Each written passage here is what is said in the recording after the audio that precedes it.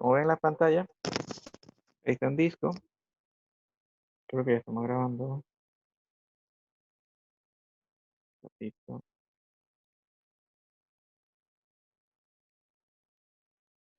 Sí, ya estamos grabando. A ver, cuando ustedes desarman el disco, van a encontrar esto. Estos son los componentes del disco. Bueno, vamos a ver desde la tapa del disco. Esta es la tapa. Disco rojo Western Digital.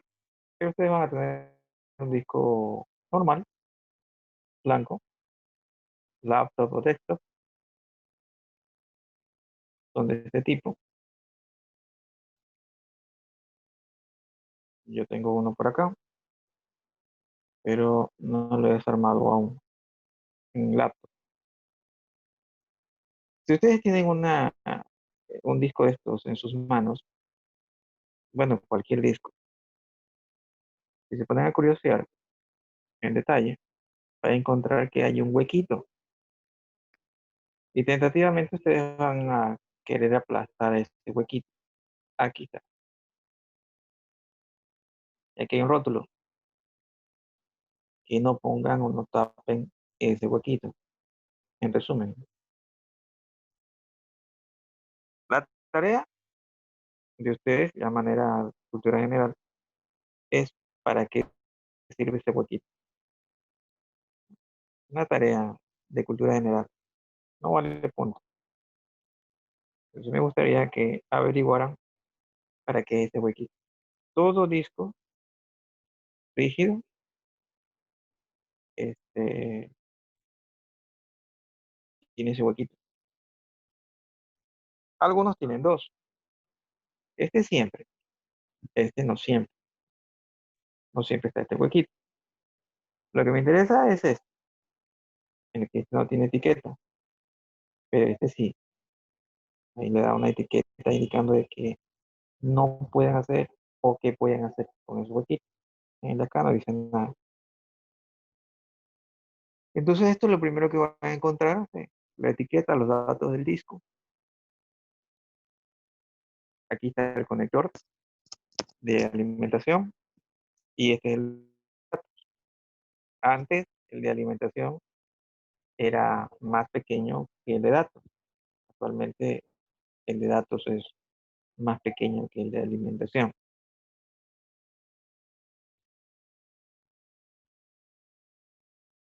Y acá tienen otros pines. Si ustedes han sacado discos antiguos que no son SATA, son IDE, a ver, discos IDE,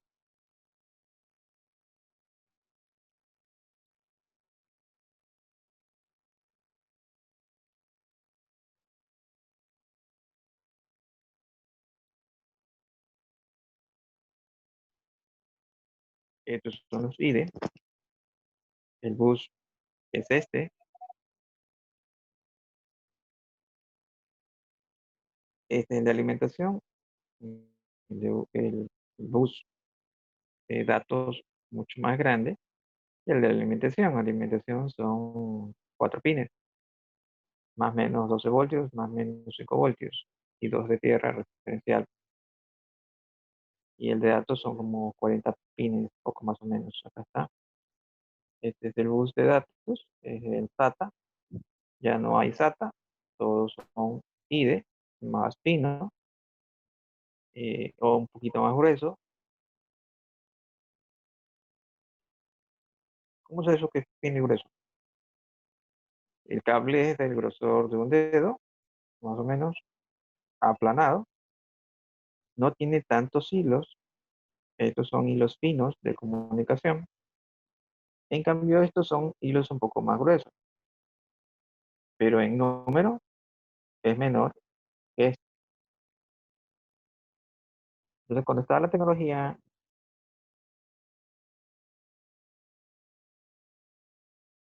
IDE, decían que ya no se puede hacer una comunicación más rápida en cuanto a que si es más fino los hilos, producirían un campo magnético tremendo que entre ellos se anularían. El campo magnético de comunicación en cada hilo, si va más rápido, genera más campo magnético y sí puede interferir con la comunicación. Por eso es que para aplacar un poco ese concepto de magnetismo producido por el flujo de comunicación dentro del medio, eh, se solucionó en el caso de comunicación por red, creando un par trenzado. Ese par trenzado es un motivo, no es que se les ocurrió para que sea más bonito hacerle trenzas, no, sino que el concepto es justamente para mitigar la parte del campo eléctrico.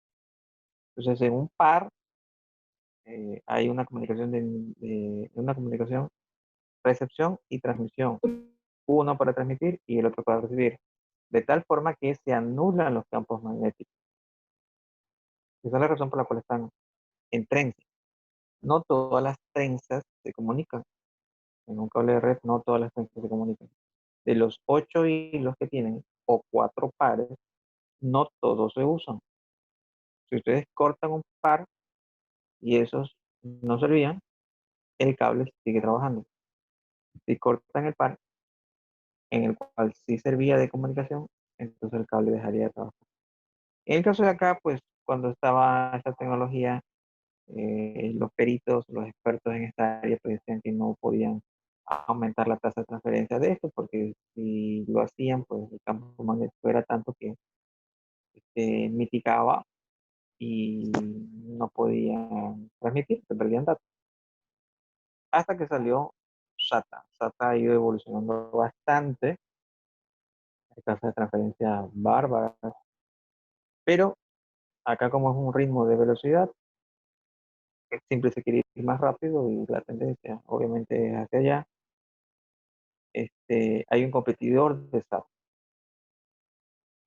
El competidor de SATA es una investigación realizada por Intel y la empresa Macintosh, en el cual desarrolló un estándar que se llama Thunderbolt. Thunderbolt va mucho más allá de este tipo de conexión. Recuerden que Macintosh pues, siempre tratan de romper esquemas, romper tradiciones y tienen una visión mucho más amplia del futuro. A ver, la compañera Hidalgo se le fue el internet y los megas.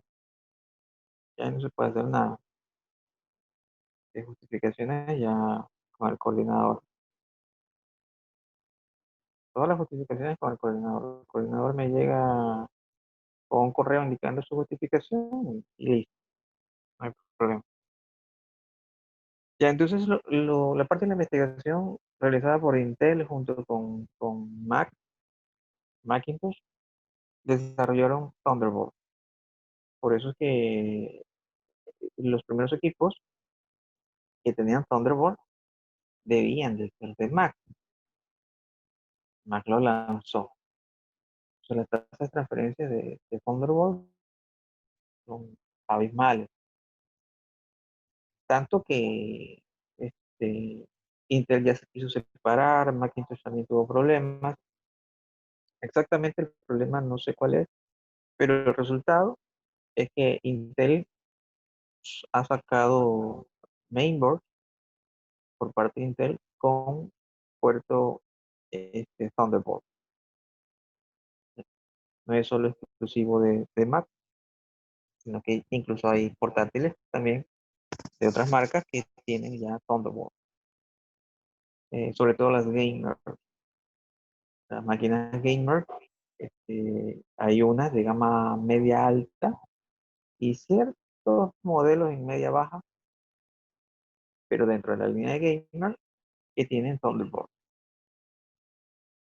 Entonces, eh, hasta esta transferencia me parece que son 10 gigas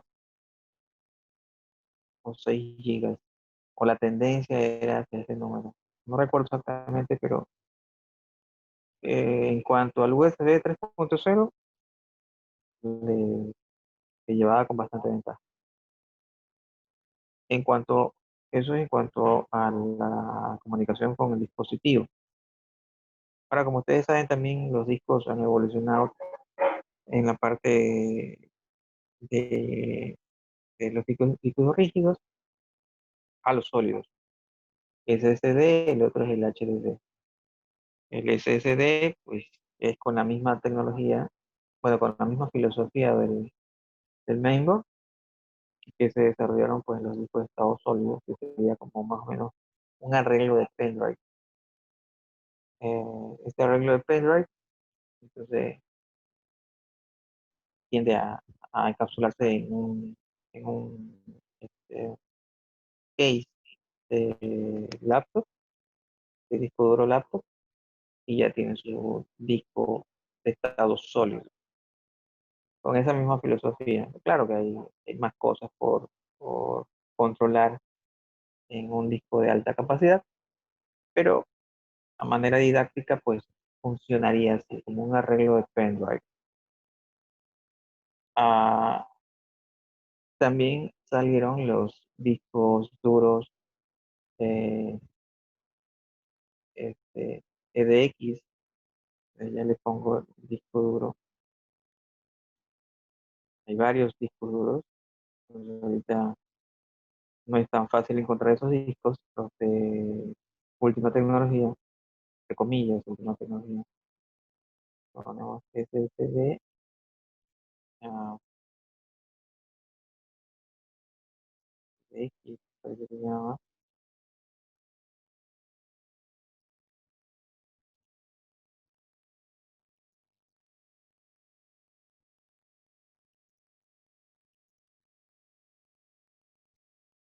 ya se me escapó el nombre, ya mismo les muestro. También entonces digamos con la parte del disco.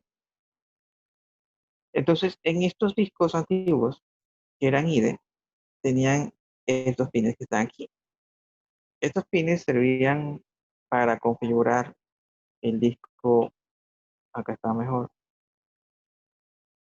aquí está mejor. Estos pines servían para configurar el disco si era master o esclavo. O sea, en esta época, si ven este conector que está acá, eso se llama jumper.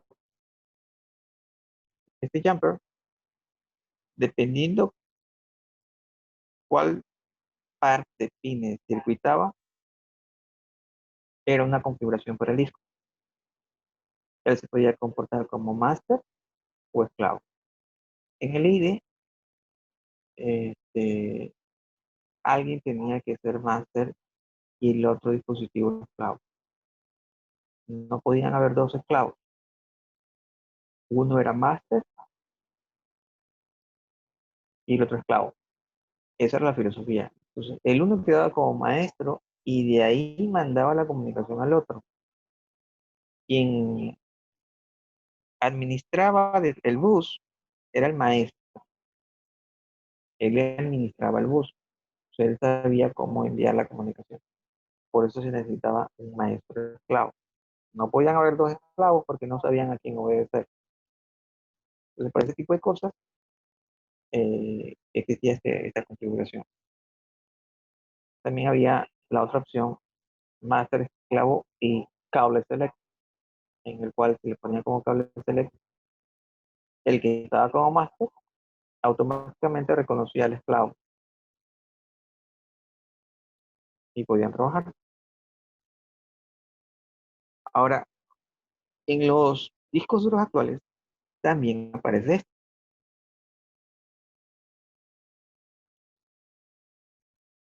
Actualmente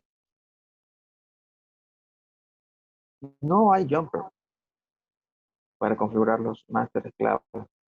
En SATA ya no existe ese concepto. El concepto master esclavo no existe. Todos los dispositivos son iguales. Si lo conectas debe trabajar. Si no lo conectas no trabaja. A diferencia del IDE, el IDE en el mismo bus tenía dos conectores. Este que va al mainboard. pero estos son los que van a los dispositivos, ¿ya? La diferencia es que este tiene una muesca, con eso no se podían confundir, una muesca hacia arriba, en relieve, que alzaba el mainboard. En cambio, el de acá no tenía la muesca, tenía un hueco, este calzaba los dispositivos. Esa es la diferencia. Este, y el bus tenía estos dos conectores. En cambio, en el SATA no hay eso. El SATA va directo, no se corta por otro conector en el trayecto. Solo hay dos extremos. En cambio, en el SATA, perdón, en el IDE, hay un socket en la mitad para poner dos dispositivos en el mismo bus. SATA no. Cada bus va solo a un dispositivo. Entonces el concepto del máster esclavo desaparece. Pero sin embargo, aparece esto. ¿Para qué creen que es esto?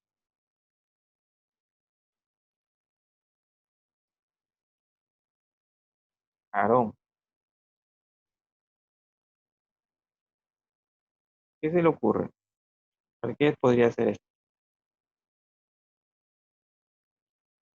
La verdad no sé, ingeniero. Mm, Idea. Angie no puede, Angie Mejía no puede salvar. Mía, Sí, usted sabe, perfecto. Cuéntame. ¿Para qué podría ser mm, esto? podría ser que Cantando, pues. Divertida así. mm, se le escucha rayado. Escucha rayado. Yo le escucho bien.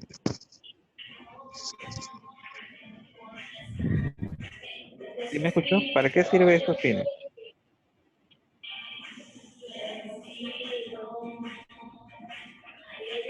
Para conexiones.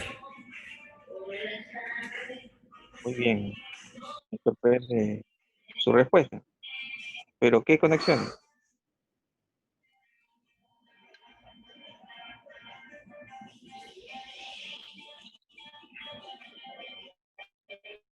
Nombre a una compañera. Mm,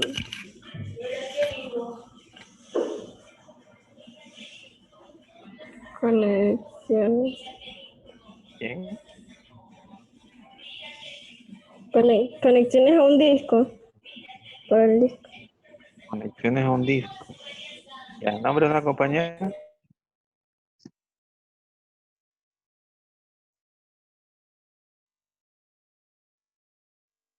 No fue Mejía. Por interno Mejía me dice que Carelis responda. Carelis Tumala, ¿para qué cree que debe ser este conector? La verdad no sé, ingeniero. ¿A quién le preguntamos? Cuéntame. El compañero Nieto Fabre. Nieto. Buenas tardes, profe. Nieto, Buenas. ¿cómo está? Está pila, Nieto. Ya. Sí, con voz firme, gallarda. Cuéntenos con toda esta sapiencia, Si no me reconocida recuerdo, por todos sus ese, compañeros. ¿Para qué sería esto? ese sería el jumper. Creo que es para configurar el puerto esclavo Sí, en IDE. ¿Y en SATA? en SATA. A ver, ese de ahí, ese yo lo he visto en el antiguo, pero en el SATA, Sí, también. SATA También. también. Y se lo puedo probar. Ya se lo voy a ver en vivo y en directo. Un ratito. Yo la he visto en el antiguo, profe. En el antiguo. Ya lo pongo en vivo y en directo en el SAT. Ya.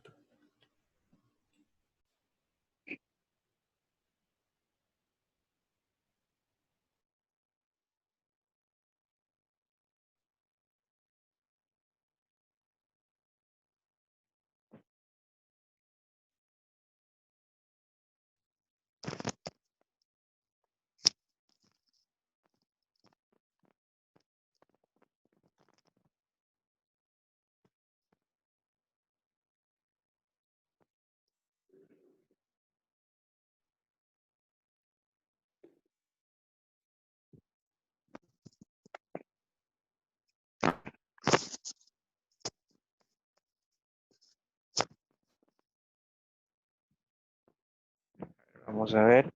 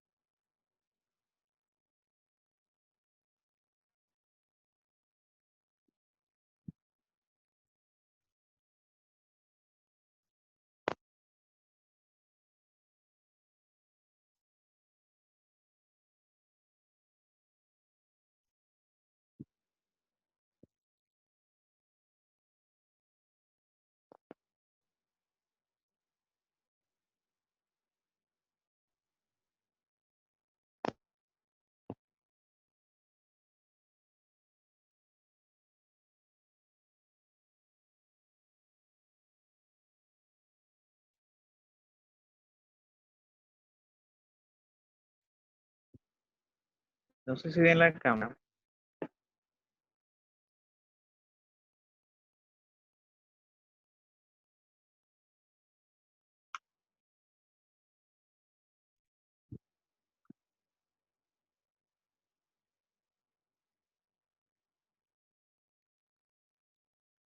Con el touch.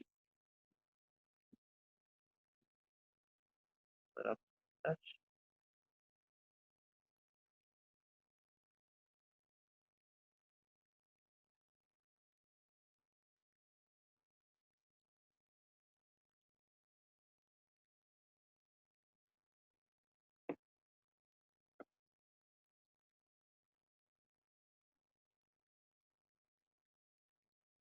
Ahí lo pueden ver. Sí, ingeniero. Sí, ingeniero.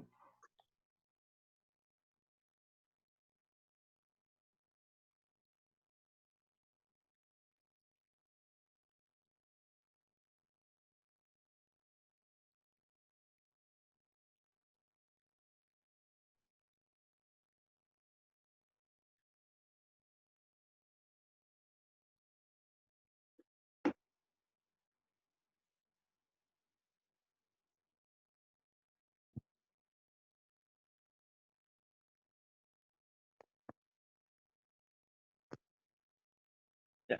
Para no perder mucho tiempo.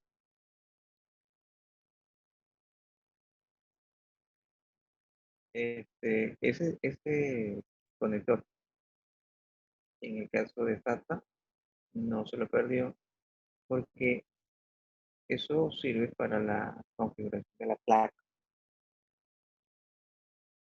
Si hay problemas con el firmware, se configura desde ahí. Viendo los componentes,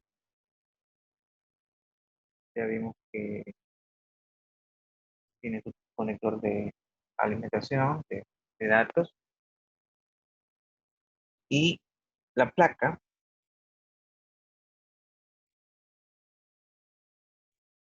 Es la que está acá. Acá. Esta es la placa. Esta placa es antigua, de SATA, pero las actuales funcionan igual. Para poder configurar en estas placas antiguas, se tenía que conectar un, un bus directo a la placa. En uno de estos huequitos de la placa está el puerto para la comunicación con la placa. Actualmente lo pueden hacer directamente de la placa o a través de los pines que se encuentran entre el bus de datos y el bus de alimentación. Entonces, esos pines que antiguamente, en el caso de SATA, perdón, de IDE, se usaban para la configuración de máster esclavo, en la actualidad se usan para la configuración de configuración, administración o chequeo de la placa. ¿Qué pueden hacer con la placa? Aquí sí tienen que poner atención.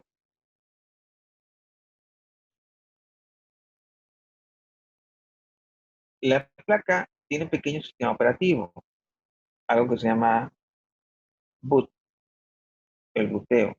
Esta placa butea. Pero si butea, entonces tiene alguien que tiene que arrancar. El boot es para que arranque, pero ¿qué arranca? Arranca el firmware o el adagio popular, firmware. El firmware se encuentra en uno de sus chips.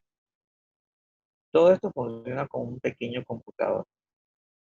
Tiene su RAM, acá está su RAM, tiene su controlador, tiene todo, su procesador también, y la parte de-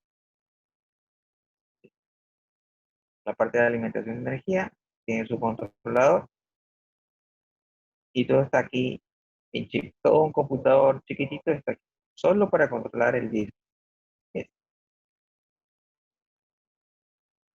Y controla. Vamos a ejecutar acá.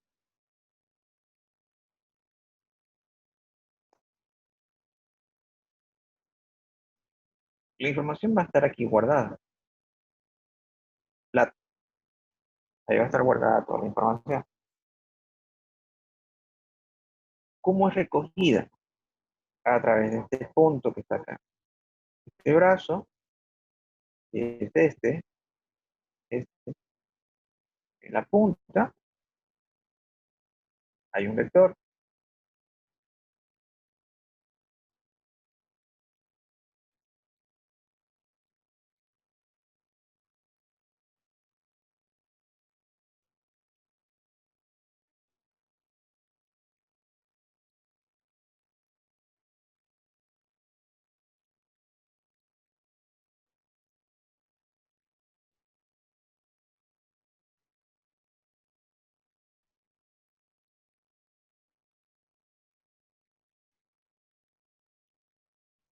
Acá.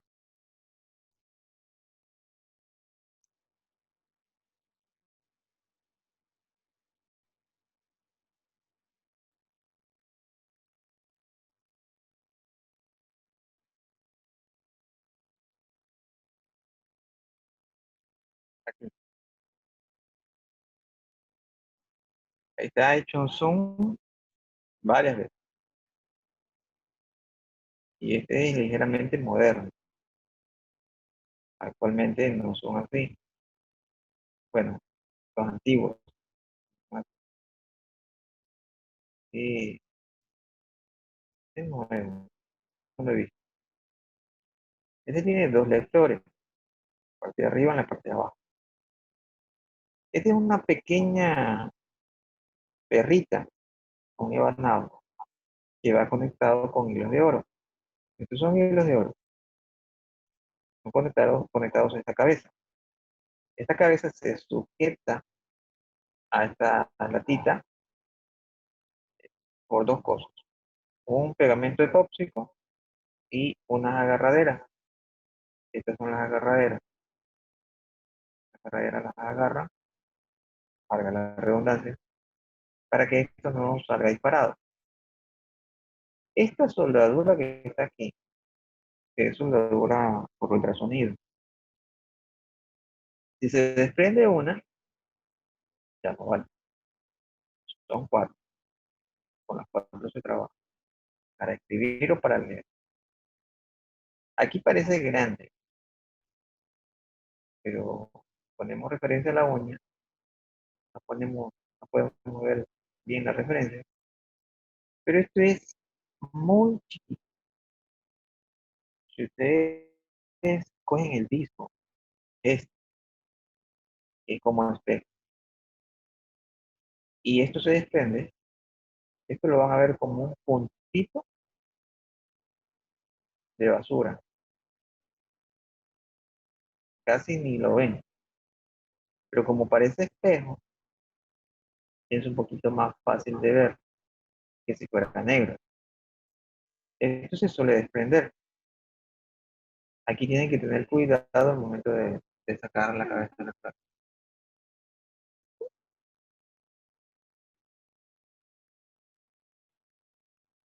¿Ya? Entonces aquí hay que tener cuidado en el momento de desprender la, la cabeza lectora del disco. La distancia entre la cabeza lectora y el disco es bien pequeña. Tan pequeña que si una mota de polvo está en el disco, se impregna en la distancia de esto con el disco y lo raya, se tapa. No puede haber ni una mota de polvo. Es demasiado pequeño. La cabeza lectora tiene que estar lo más pegado posible, pero no puede estar pegado. El momento que se pega, no se desprende. Prácticamente, si se desprendiera esto, automáticamente esto se pega al plato como un imán y no lo afloja, se queda ahí. Y no es cualquier imán, se agarra fuerte. Este pedacito que es como el tamaño de medio arroz, cogen el arroz, lo parten en la mitad o en 4 partes, este corresponde a una de esas partes, así de pequeño es. Si esto se desprende, automáticamente se pega como un imán fuerte de neodimio en el plato. Despegarlo, cosa seria. Si no lo pueden despegar, lo que algunas personas no saben es que lo ven aquí y no lo pueden sacar, lo arrastran hasta el filo y lo sacan. Eso haría una persona sin conocimiento. Al hacer eso, solo al tocarlo con sus dedos, ya tienen datos perdidos. Si lo arrastran, perdieron todos los datos, porque lo rayarían. Este disco no puede ser tocado con dedos. No se puede tocar. Está completamente limpio, sin ninguna mota de polvo.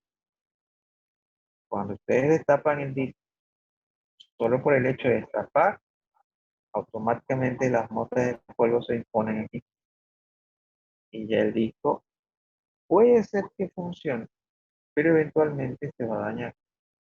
O sea, si destapan el disco, es porque quieren que el disco prenda para sacar el respaldo.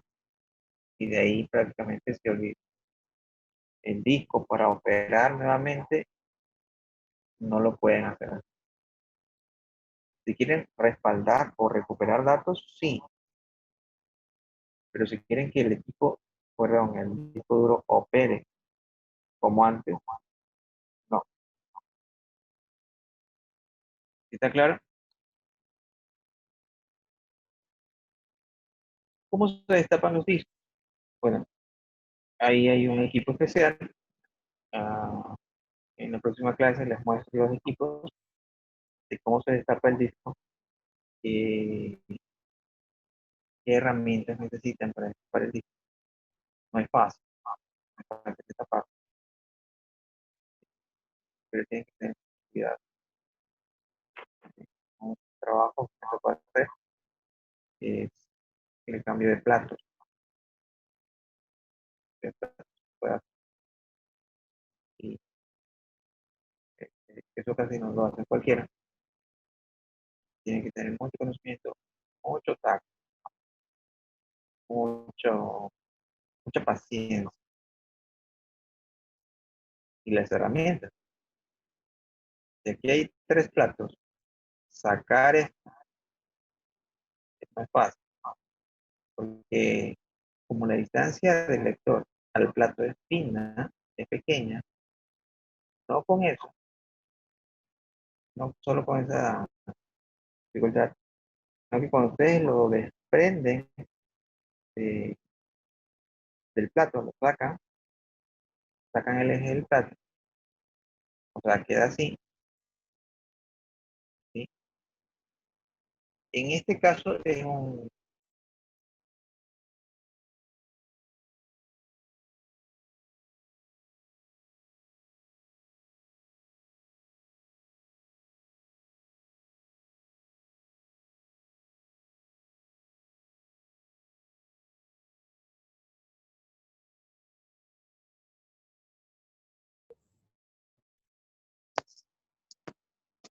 ¿Ahí se me escuchan? Ya. En este Seagate, el Seagate tiene una guía para las lectoras. No todos los discos tienen esta guía. Esta guía me sirve para que cuando yo saque el plato y lo cambie, fácilmente yo pueda poner la cabeza lectora en el plato. Si no hay estas guías, estas puntas, estos lectores, se pegan. El de arriba se pega con el de abajo. Desprenderlos, complicado, porque como están pegados, estas latitas que se encuentran ahí arriba para la sujeción del lector se suelen romper. Al romperse, se desubica este lector. Ya no está rectito, sino que empieza a estar chueco. Si lo quieren enderezar, se puede desprender la soldadura ultrasónica. Si se desprende, la cabeza lectora ya no sirve. Y si una cabeza lectora no sirve, no hay datos en ese plato. Sin contar con que el sistema operativo detecta una falla y puede ser que se declare loco y no saque ningún dato, indicando de que la cabeza está fallosa. Es trabajo minucioso, con mucho cuidado, paciencia, precisión. Aquí creo que lo pueden ver mejor. Aquí está. Pareciera que hay dos, pero esto como es espejo, es el reflejo que tiene. No hay dos, solo uno, sino que aquí se ve su reflejo, porque este tipo de espejo. Aquí está la distancia. Parece que está pegado, pero hay una distancia. Cuando lo sacan del plato, de la superficie del plato, el lector de arriba con el lector de abajo se pegan. Y si se pegan, difícil desprender. Hay que tener cuidado. Aquí ya está sacado, pero aquí se necesita una guía. Estas guías ustedes las pueden improvisar, pero es preferible que tengan los separadores de cabeza. Si no tienen los separadores de cabeza, es un gran dolor de cabeza ingeniarse para que estas cabezas no se peguen. Ya desde ahí es un problema grande. El segundo problema es sacar estos tornillitos. Si logran sacar la guía correctamente de las cabezas, les toca sacar este disco. Este disco, para poder sacarlo, dependiendo de la marca, unos tienen separadores de disco. Aquí, aquí, aquí, aquí. Unos tienen uno, otros tienen dos, otros tienen tres y otros tienen cuatro separadores de disco para que los discos no se peguen, entre comillas no se peguen, porque aquí hay un pequeño cilindro que sirve para evitarle que se peguen, pero a pesar de eso, pues está un separador. Entonces, para sacar estos platos, tienen que sacar estos tornillitos, darle vuelta en un sentido, como tambor, y de ahí sale un plato. El primer plato es fácil, pero sacar los otros platos se vuelve complicado si tienen las guías, porque las guías son las que agarran a los platos. Entonces ahí les toca sacar las cuatro guías a la vez. Tienen que tener un dispositivo, dos dispositivos, tres dispositivos, cuatro dispositivos para desprender las guías de la base. Al sacar las guías de la base, sacan los platos. Y eso es otro ahí también, porque si lo hacen a mano, más paciencia. Recuerden que no pueden tocar los platos. Al momento que lo tocan, lo ensucian y lo deben de limpiar. ¿Cómo se limpia? Como con una máquina. A mano no lo pueden hacer. Hay una máquina muy sofisticada que se encarga de hacer la limpieza del disco, que tiene que quedar completamente limpio. No puede estar ni una mota de polvo. ¿Y cómo van a ver la mota de polvo? Se la ve. Como esto es tipo disco, apenas ustedes lo ponen a sus ojos, una pestañita puede caer.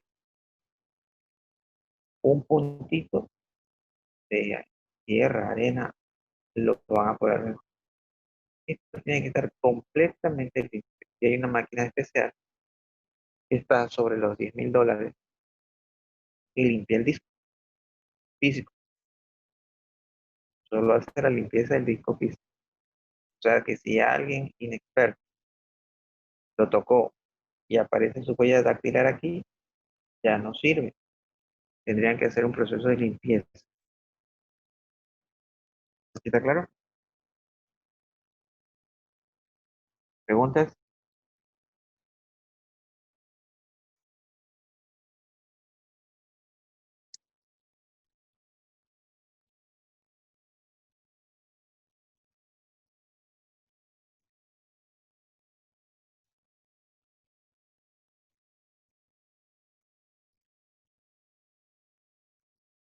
Digamos. Entonces, para hacer el cambio de platos, tiene que tener el equipo adecuado para poder hacerlo. Otro detalle que necesitan acá tener en cuenta es que el disco puede tener algunos fallos y eso se ve por pitidos o eh, por síntomas que el sistema operativo le puede alertar o sonidos que no necesariamente son pitidos, sonidos del propio del disco. Un ejemplo, su computador es nuevo y resulta de que empezó a sonar un cascabeleo y no le empieza a funcionar el disco. Tienen un disco duro, un segundo disco duro, el sistema operativo arranca bien, puede ser un disco duro externo, y ustedes cuando lo compraron no sonaba, pero ahorita que lo conectan empieza a sonar un chillito, suena un chillito y ya no le permite ver los datos. y luego ese chillido desaparece o nunca desaparece. Eso puede darse, pero los datos ya no se dejan ver. Esta es una alerta.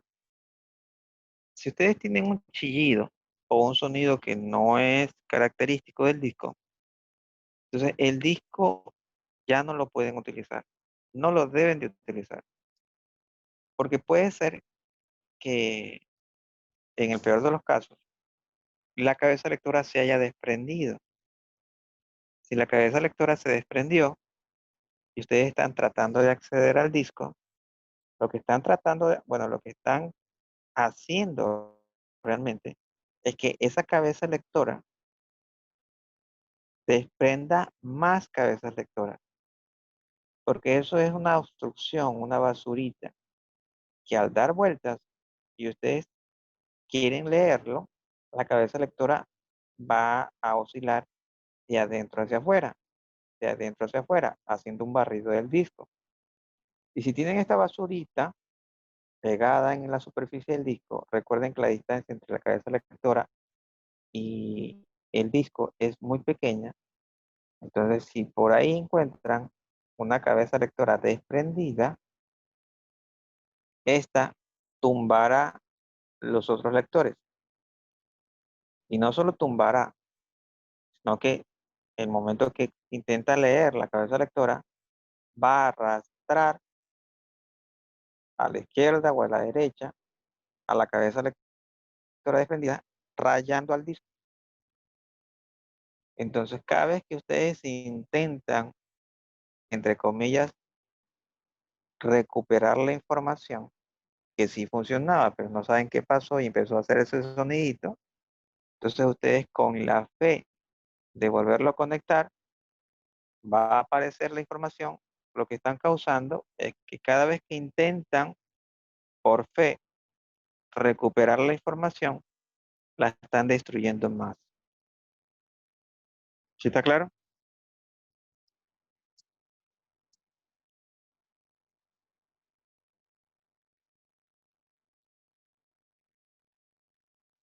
Méndez, ¿sí está claro?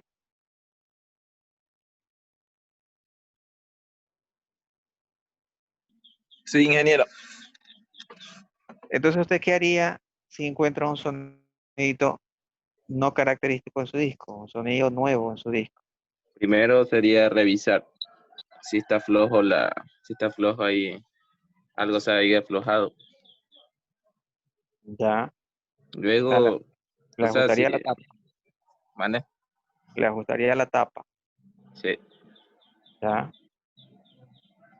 Y ahí lo que haría el siguiente, si veo algo por ahí, o sea, yo mismo lo revisaría primero, si es que sé un poquito de conocimiento cómo desarmarlo también. Usted lo Porque desarmaría. sí, yo sí he desarmado uno, pero le he terminado dañando. No importa si estaba dañado, nadie se da cuenta. Sí, pero creo que sí valía. Ah, bueno, si le dice al cliente que no valía, ahora si el cliente se lo dio funcionando, ahí sí hay un problema. Pero Mira si, que la había encontrado aquí en mi casa, pero no sé si valdría, ¿no? Pero creo que sí valía. Era de un primo. bueno, ese es el costo de aprender, ¿no? Bueno, el riesgo se lo llevó otro, pero es su colaboración hacia usted. Usted aprendió algo, pero ¿no? Ya le costó eso a su familiar. Efectivamente, si hay un ruido que no es particular, no es característico del disco, uno sabe cuando compra el disco qué sonidito tiene. A veces hay un sonido raro que puede ser normal en el disco. Funciona. Si funciona, está bien. Pero a veces nos acostumbramos a este sonido y aparece un segundo sonido. Y cuando aparece ese segundo sonido, ups, no tenemos datos, no lo reconoce. Ahí hay un problema. No esperemos que al volverlo a encender vayamos a recuperarlo, porque lo más probable es que cada vez que nosotros por fe intentemos recuperarlo, sin hacer nada, solo por fe, simplemente lo que van a hacer es volverlo a conectar. como lo hacen con su pendrive. El pendrive no funciona, conéctalo a otra máquina, conéctalo en otra máquina, conéctalo en otra máquina, y si que apareció, bingo. El pendrive es diferente al disco duro. Entonces, cada vez que ustedes hacen el intento por fe de que aparezca, lo que puede ser que esté pasando es que estén eh, reduciendo la probabilidad de recuperar esa información, porque lo que están haciendo realmente es rayando el disco, rayando la superficie del disco.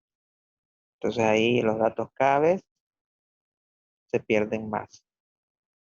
Si ustedes pensaban recuperarlo, en cada intento se disminuye más esa probabilidad de recuperarlo, porque rayan el disco.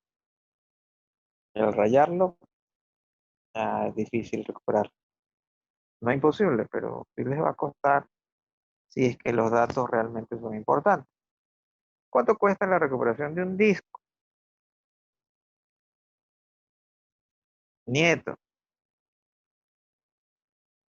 ¿cuánto cree y cuánto usted está dispuesto a pagar por una información súper, hiper confidencial que se encuentra en el disco duro? Profe, a ver si es demasiado importante, máximo de unos 60. Ya. Eso es lo que usted pagaría. Sí. ¿Cuánto cree que costaría? Costaría en sí, supongo, más de $100 ha de costar eso. Más de 100. Pero usted pagaría hasta 60. Sí, ahí se puede hacer una rebaja. Mm, ¿Cómo? A ver, ¿usted pagaría o usted cobraría? Pagaría, pues, Ya. pagaría, sí. Usted Y pediría una ahí, rebaja. claro, ahí se hace el negocio ahí para, Perfecto. claro, El regateo, el regateo. sí, Ya. O sea, si su tesis está ahí y le dicen te voy a cobrar 60, usted no paga 60 por la tesis. Si le hacen un descuento de 40, 40 está bien pagado por su tesis y se gradúa. claro, pues si es demasiado importante eso, ahí sí,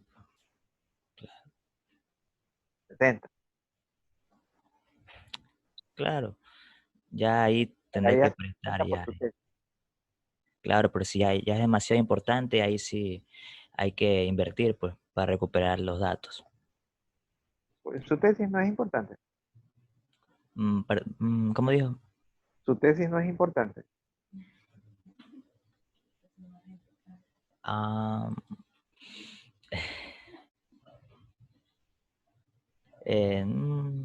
No. no, bro. Ya, está bien. Está bien. Cada uno le pone el grado de valor que uno quiere. Pero te cuento que una tesis no vale 60. Una tesis como barato está sobre los 200. Te cuesta. Y ahí se está su título. Se tiene que pensar.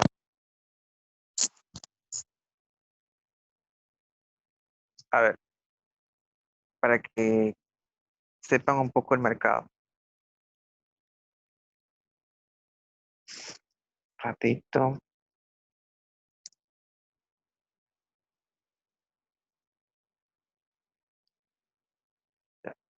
Una recuperación de información borrada.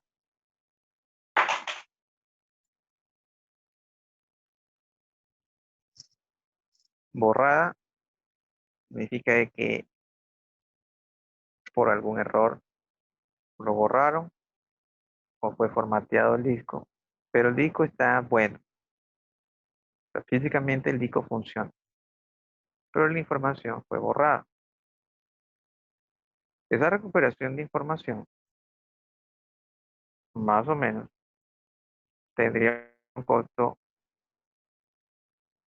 desde 200 hasta 1000. Si el disco Físicamente no vale, el disco no vale, pero los datos están ahí. ¿Qué quiere decir? Que saqué su disco, está trabajando el disco, lo saqué, obviamente apagar la máquina. El disco funciona, si le voy a otra máquina funciona, y incendio su casa y pongo el disco ahí. El disco está quemado, pero la información está dentro. Recuperar esa información está desde 1000 hasta 10.000. ¿Qué tiempo demora? Entre un mes a 4 meses la recuperación de esa información. Los costos varían dependiendo del tiempo que ustedes quieran esa información. Eso es lo que vale. Esos son los costos. Particularmente, o sea, terceros, profesionales, no representando una marca ni una empresa, les va a cobrar un poco más barato. Pero una empresa calificada les cobra los precios que le dije. Esos son los costos. Ya ustedes ven si la información amerita o no amerita el gasto. O sea, si para el compañero solo puede pagar $60, entonces eh, le toca volver a hacer la tesis. No puede hacer más. Preguntas.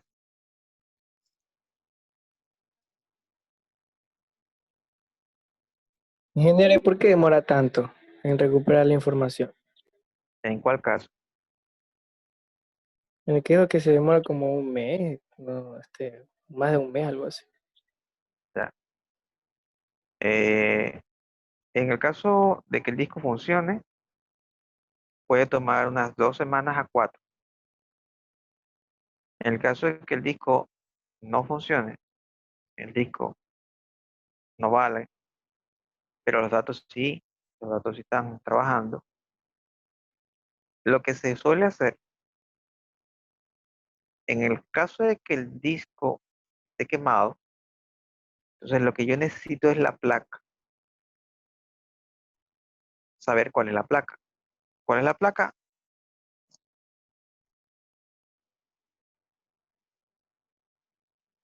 Es, esa es la placa. Esa es la placa que controla los discos. Sin esa placa no puedo hacer nada. Entonces necesito esa placa y tengo que buscarla en todo el mercado global. ¿Qué es mercado global? El mundo. Yo tengo que tener todos los contactos habidos y por haber, si soy particular, para encontrar esa placa. Si soy empresa, tengo que tener a todos los proveedores habidos y por haber. Ellos tienen un banco de placas, verifican y dicen, sí, tengo esa placa. Si la tienen, tengo que llevarlas al laboratorio de ellos para que prueben si la placa que ellos tienen trabaja. De repente me dicen, tengo la placa, pero con el firmware de agosto. La que tú tienes es firmware de septiembre. Entonces hay que actualizar.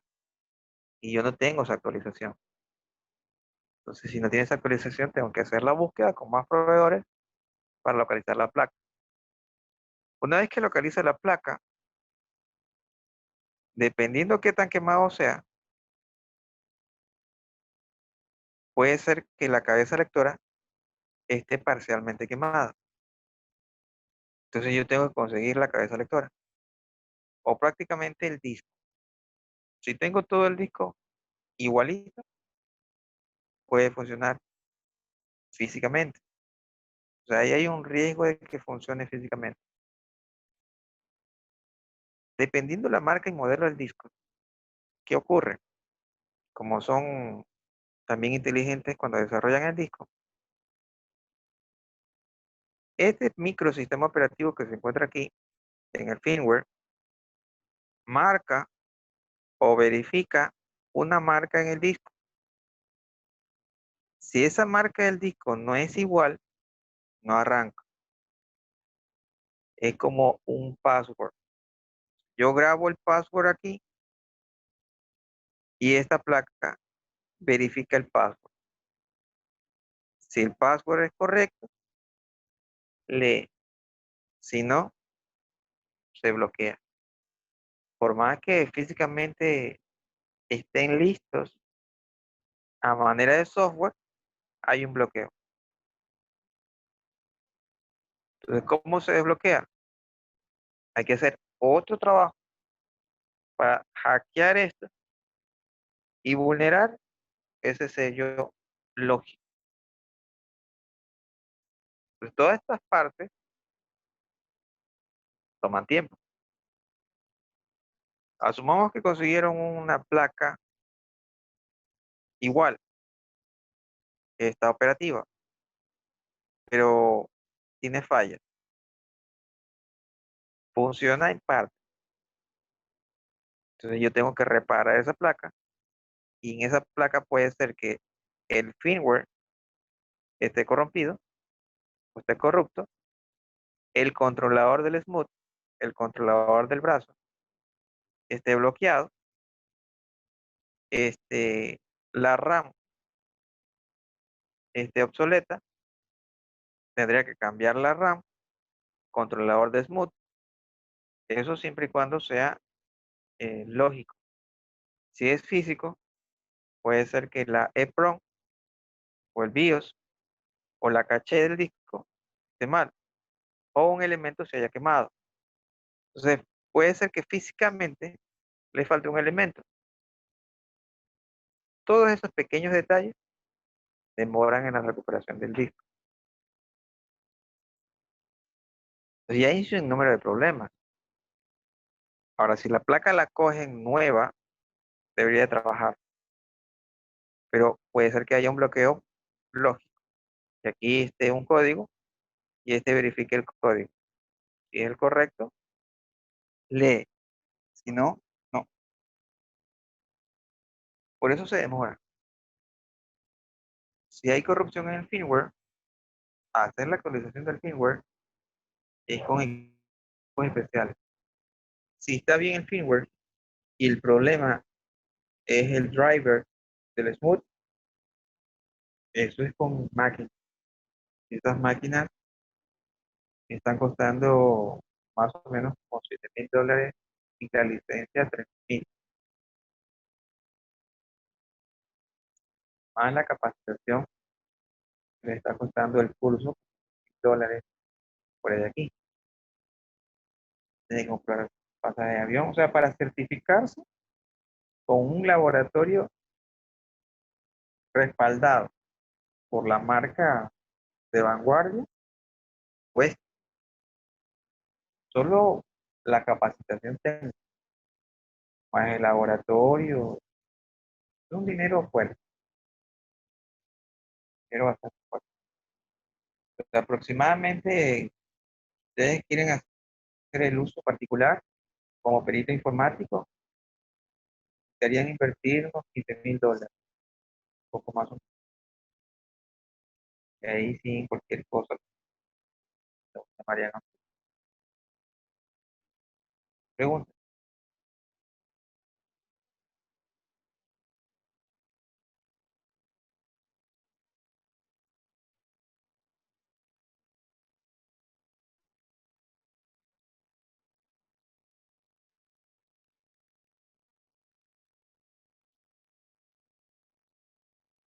¿Ya está claro por qué se demora?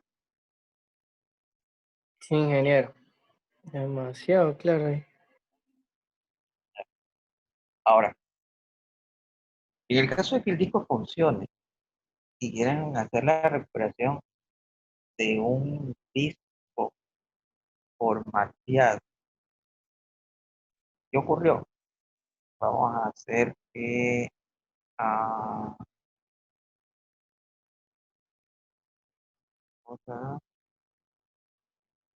Yo les doy el trabajo y le digo a Martillo, digo, Martillo, tengo un problema con la máquina, está lenta. Yo la compré y era rápido. Quiero que lo formatee. ¿Qué hace Martillo?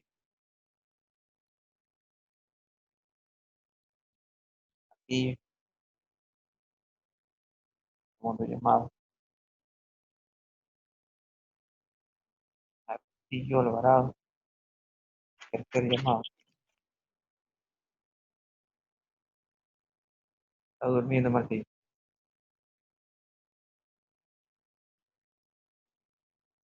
Steven Muñiz.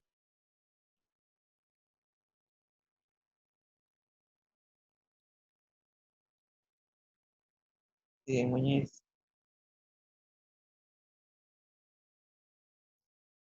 Segundo llamado.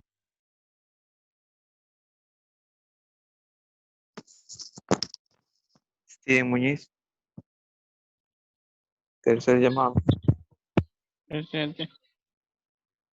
Entonces a Steven Muñiz le digo que mi equipo, mi computador, mi laptop está lenta, que me reinstale el sistema operativo.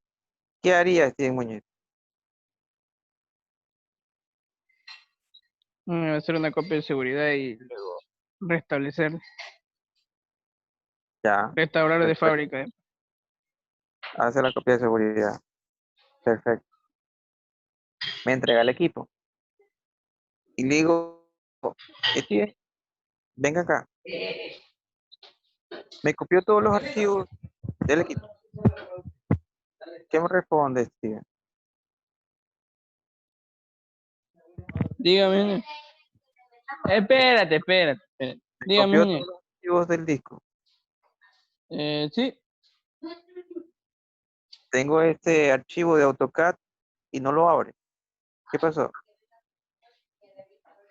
haber tenido errores el archivo. El archivo estaba trabajando perfectamente. ¿Lo respaldó o no lo respaldó? Sí, Pero no abre mi archivo. Esos son los planos de un proyecto que va sobre los $10,000. ¿A quién le cobro eso? no sé. Pero lo mandé a que me reinstale el sistema operativo.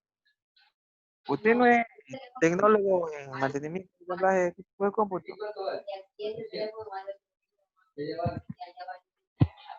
Sí. Y entonces, usted se supone que es experto. Quiero mi archivo. Tenía que recurrir a otros métodos. ¿Cuál? No sé, a recuperar archivos eliminados. Hay un problema. El problema es que a pesar de que nosotros podamos hacer una copia de respaldo o física, no es copia de respaldo, sino no hacen backup, sino directamente hacen la copia de archivo por archivo o carpeta por carpeta. A veces hay un archivo que está corrupto y bloquea el lote de la copia. Si ustedes están seleccionando muchos archivos, pero dentro hay un archivo corrupto, el proceso de copia se para. Si el archivo corrupto estuvo primerito, se para al inicio.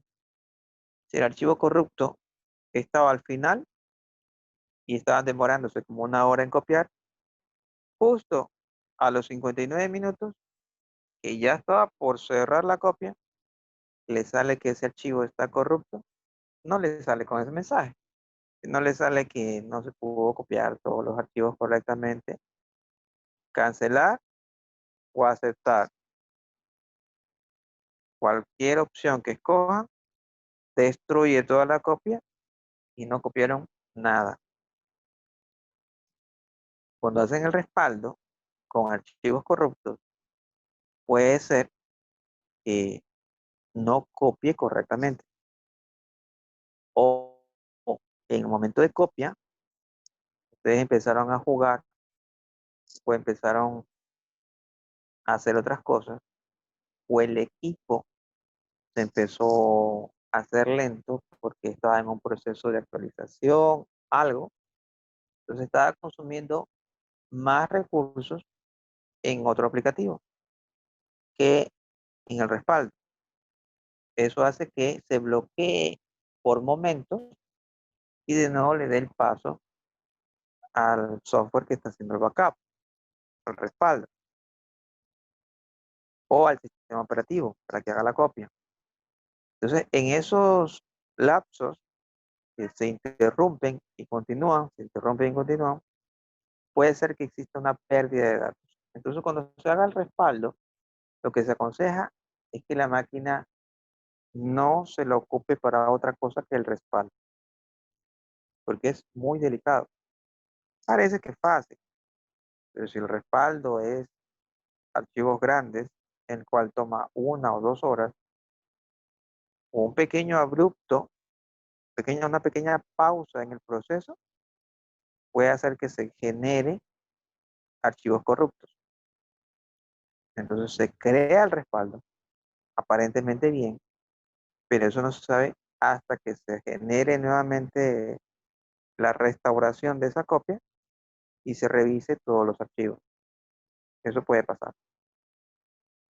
En esos casos, en el cual aparentemente estaba todo bien, pero hay un archivo corrupto,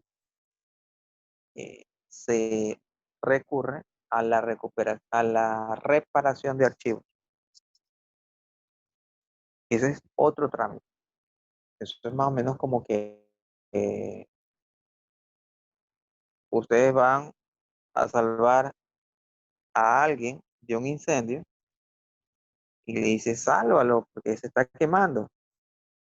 Entonces lo salvan, pero se quemó un dedo. Entonces, no, yo lo quiero completo, pero te lo pude recuperar, pero le falta un dedo. Yo lo quiero completo. O vino quemado el dedo.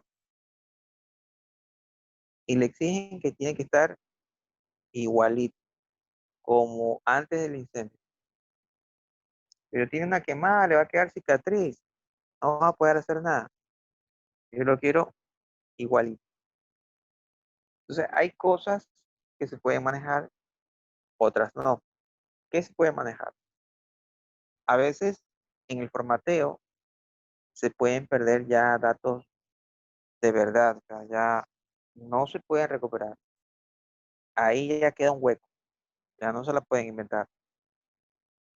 Y la reparación del archivo puede llegar a tratar de recuperar todo y reparar la cabecera del archivo para que lo puedan leer. Pero a veces, en caso de una foto, pues, la foto está ahí, aparentemente. Tiene el peso, 2 megas, el nombre, el archivo está ahí. Pero cuando lo abren, no ven nada. Al repararlo, puede ser que se pueda recuperar media foto o un cuarto de foto. Normalmente es la parte de arriba, difícilmente la parte de abajo. Siempre se recuperan los datos que se encuentran en la cabecera o al inicio. Los que están al final, casi no. Tienen que conocer bastante para tratar de recuperar lo último, que eso es prácticamente perdido. Entonces la foto no le sale completa, le sale media foto o un cuarto de foto, lo que se pudo recuperar. Y al resto se perdió. Eso se hace en la reparación de archivos. Una cosa es recuperarlos y otra repararlos. Recuperarlo es como salvarlo de la pérdida, o en el caso de la familia, salvarlo del fuego. Lo salvaron, pero vino quemado, tiene toda la espalda quemada. Yo lo quiero igualito. Ahí depende del software que ustedes tengan para repararlo, si lo logran hacer. Pero eso es otro costo. Y esos costos también pueden variar desde $100 hasta unos $500 por archivo. Y puede demorar unas par de horas hasta un mes o dos. Pero eso es otro dinero, aparte. Hay gente que piensa que recuperar es lo mismo que reparar. No, ustedes pueden recuperar, el archivo está ahí, pero ustedes no pueden garantizar que esos archivos funcionen. Claro que del lado del cliente van a decir, bueno, si lo recuperaste, no me sirve si no lo puedo abrir. No sirve tu recuperación. Ese es otro proceso, otra etapa. Del lado del cliente, sí, efectivamente, si yo le doy un archivo que él quiere y no lo puede abrir, no sirve de nada. Entonces, ¿para qué te pague $1,000, $2,000? Si los archivos que tú me das, los que yo quiero que funcionen, no abren. Entonces, ¿para qué gasté? Eso es del lado del cliente. Pero si le aclaran al cliente cómo es el trabajo, entonces el cliente ya sabe que si funciona el archivo, a buena hora. Si no, entra a la segunda etapa, que es la reparación del archivo. ¿Sí está claro?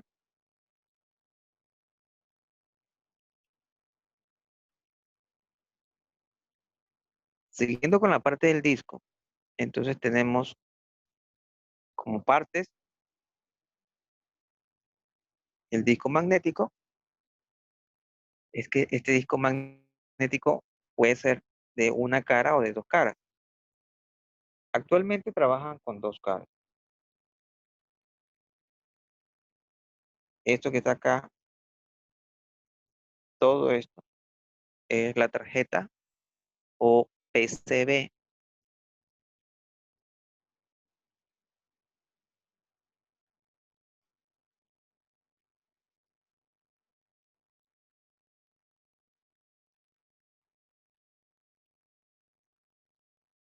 PCB. Todo esto verde. Esta tarjetita, PCB. Proto Circuit Board. eh, la circuitería. Toda esa placa, toda esa tarjeta de circuitos, el PCB.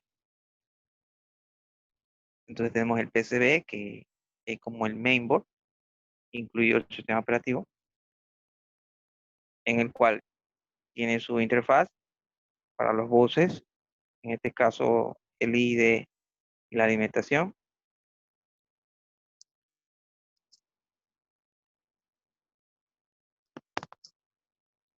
Aquí no lo he dibujado, pero este que se encuentra acá arriba puede estar acá o puede estar acá, en cualquiera de los dos.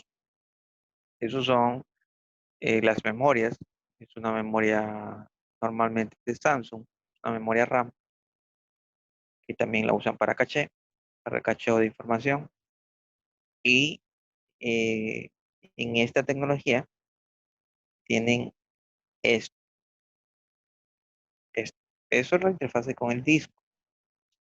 El disco en la parte de abajo, aquí no está, debe mostrarles, está por acá.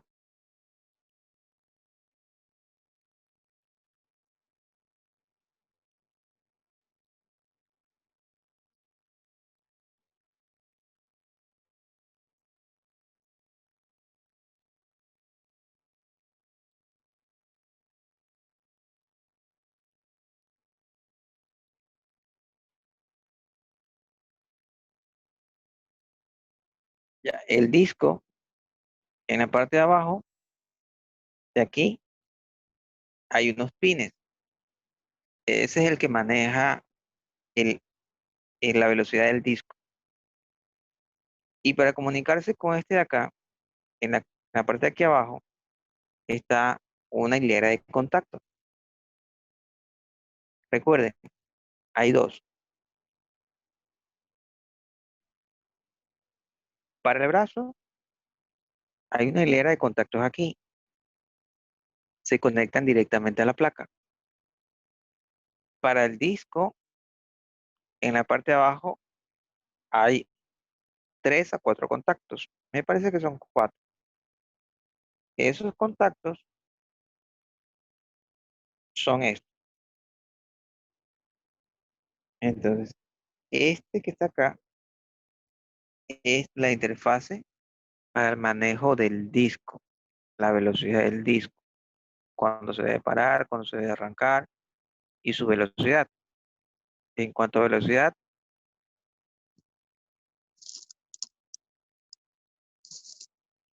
actualmente vamos por 7200 RPM o revoluciones por minuto. Así lo van a encontrar en los datos de la placa. 7200 RPM. RPM es revoluciones por minuto. Entonces, tenemos el PCB. Dentro del PCB está la interfaz del disco para controlar el disco, la interfaz de datos y de alimentación, el firmware, que se encarga de los puertos de entrada y salida, el cabezal, el que tiene la cabeza lectora, mínimo tiene, en la actualidad, mínimo tiene que tener 2 cabezas lectoras.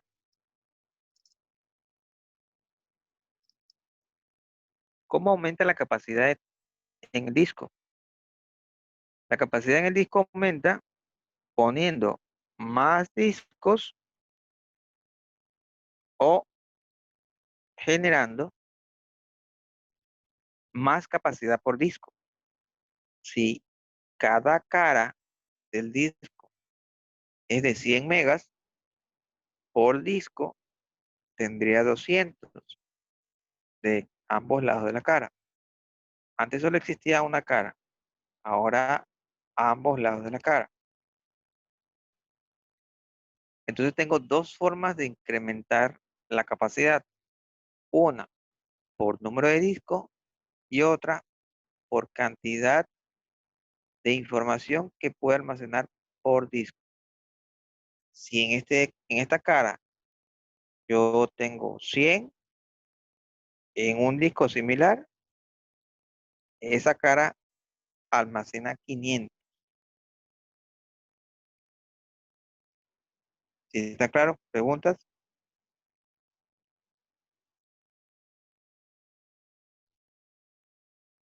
Estos son los tornillos para ajustar cada disco. Este es el eje que se encuentra en la parte de abajo. Esto va sobre esto. Y al final, esta rueda va sobre el disco. ¿Sí está claro?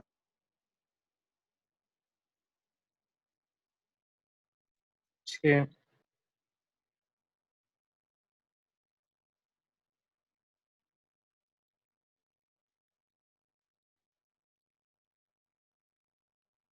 parte de arriba,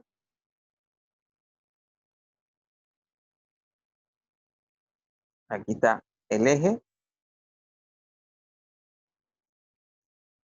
la cabeza de ensamblaje. Esto, como les digo, es flexible, se agarra y tiene que tener el separador para evitar de que los lectores se peguen. El lector también lo conocen como cabezal que va en la punta del- de la pluma. Esta también se la conoce como pluma. En la punta de la pluma va la cabeza lectora. Estas son unas latitas flexibles de acero inoxidable o cabezas flexibles. Y esta parte que se encuentra en la parte del mismo eje, pero en la parte de acá, ese es el I-block o bloque E. La superficie es una superficie magnética o película magnética. Aquí lo llaman thin film.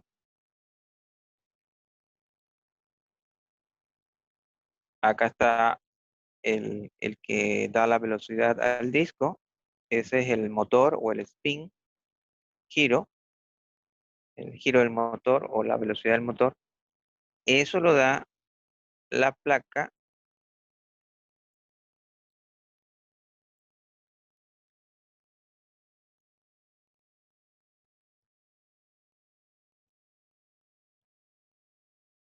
estos conectores. Estos son los que controlan esa velocidad.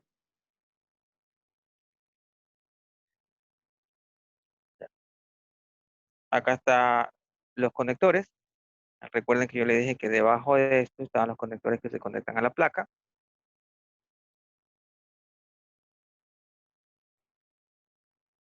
Y este es un gran magneto. Este eje tiene un ebanado.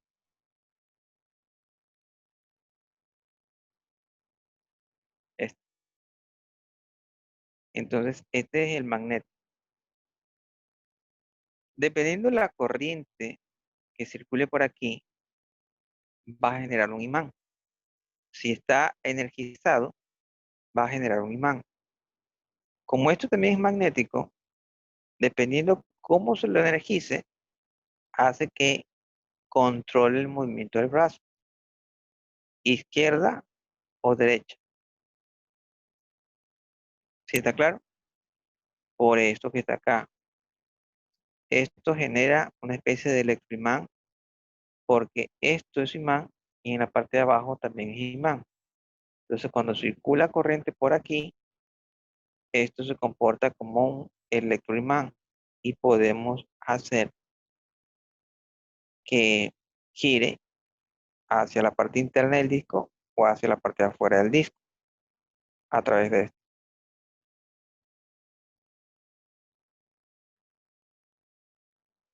Acá está. Entonces, con estos pines nos comunicamos con el lector y podemos hacer el control de movimiento del brazo hacia el centro o hacia afuera. Esto normalmente oscila así para barrer todo el disco. ¿Preguntas hasta allí?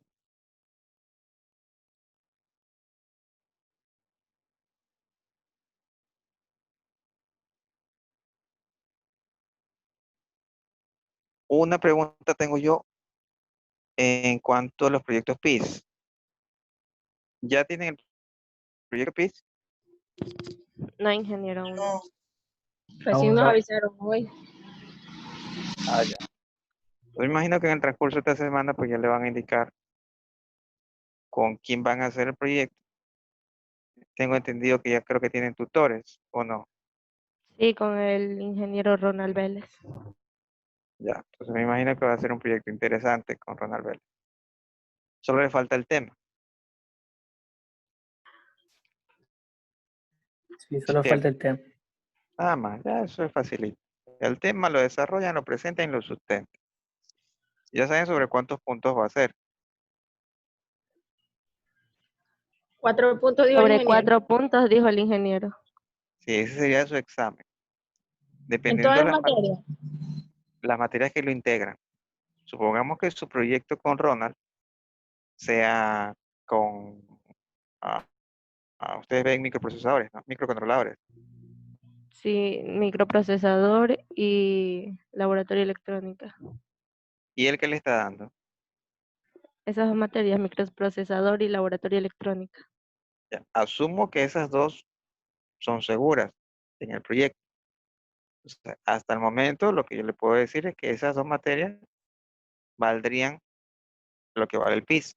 O sea, el examen para esas dos materias sería el PIS. Si él Y en quiere su materia, integrar, genial. ¿no? Por eso estoy diciendo, si él quiere integrar otra materia, que como está dando hardware, me imagino que debe ser otra materia con hardware. No sé qué otra materia será, pero mantenimiento me parece que no, a menos que se oriente para mantenimiento. Entonces puede ser otra materia más y en todas las materias que se integren, ese será su examen. Pero su tutor debe indicar qué materias son las integradoras. y ahí ya no darían examen, sino PIS, proyecto integrado. Si no tienen más preguntas, entonces nos quedaríamos hasta allí. Ya creo que con eso ustedes ya pueden desarmar el disco y ya pueden ustedes mismos crear su propio disco duro, ¿cierto? Hay que ver, pues, en general. Incluso pueden hacer una recuperación de 10 veces formateado. Ya vamos a hablar de los software que existen para formateo, para la recuperación de información. Hay algunos buenos, otros malos, otros sacan dinero, pero ya vamos a ver un poco más de los software y un poco más de hardware. Ya en la próxima espero desarmar el disco que vieron para que vean en vivo y en directo un disco duro abierto. Recuerden el tema de cultura general, para que era el huequito en el disco, para que era ese huequito. Bueno, nos quedamos ahí, pasen bien, pongan sus nombres en el chat y nos Mm, vemos en la próxima clase. Ingeniero, una pregunta. ¿Y Dígame. nuestras